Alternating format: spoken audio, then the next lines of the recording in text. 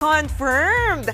Officially dating na sina Lavender Field stars Jericho Rosales at Janine Gutierrez. Yan at iba pa sa report ni MJ Marfori. About that. That's what you do with Janine. Mismong si Jericho Rosales na ang umamin na nag-date na sila ng co-star niya sa Lavender Fields na si Janine Gutierrez. Matatanda ang naispatan sila ng mga marites na magkasama sa isang art museum.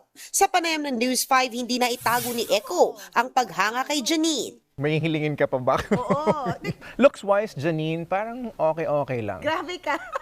Wow, totoo ba? Yun talaga joke. Alam ko yung joke.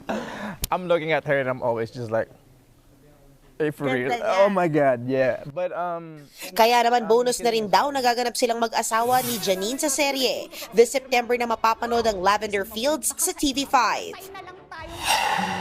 Muli namang magpapakilig sina Kim Chiu at Paolo Avellino para sa kanilang first ever film. At ang title, My Love Will Make You Disappear. Idedirect ito ni Chad Vidanes. Sa post ng Star Cinema, nag-uumapaw sa kilig ang chemistry ng Kim Pao nang magkita sila para sa pelikula.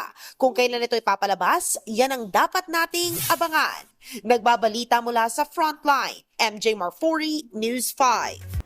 Mga kapatid, Jania Lipon po, laging maging updated sa latest sa entertainment and lifestyle para maging una sa balitaan. Bisitahin at mag-subscribe na sa social media pages ng News 5.